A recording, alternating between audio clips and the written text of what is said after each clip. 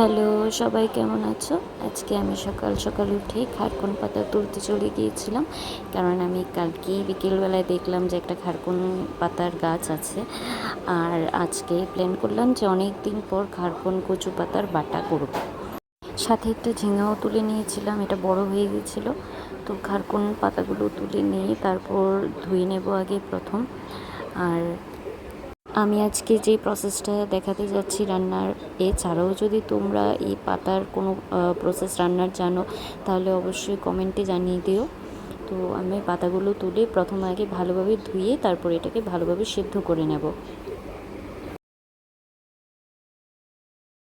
এখন সিম্পলি পাতাটাকে অল্প কয়েকটা রসুনের কোয়া দিয়ে আর কাঁচা লঙ্কা দিয়ে ভালোভাবে বেটে নিতে হবে।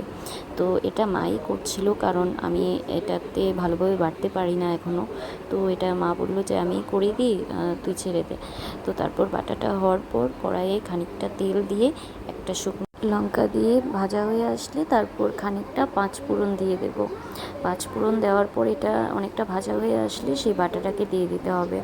দেওয়ার পর এটা যেন খুব বেশি শুকিয়ে না যায়, তার জন্য অল্প একটু জল ঢেলে দিয়ে এটাকে ভালোভাবে আরও ভেজে নিয়ে কন্টিনিউ এটাকে নাড়তে থাকতে হবে, না হলে পুড়ে যেতে পারে, এটার সম্ভাবনাই বেশি থাকে। তো বেশিক্ষণ লাগে না, 3-4 মিনিট রাখার পরই হয়ে যায়। খেতে তো অসাধারণ হয়েছিল, তোমরাও সবাই বাড়িতে ট্রাই করো। আজকের জন্য টাটা।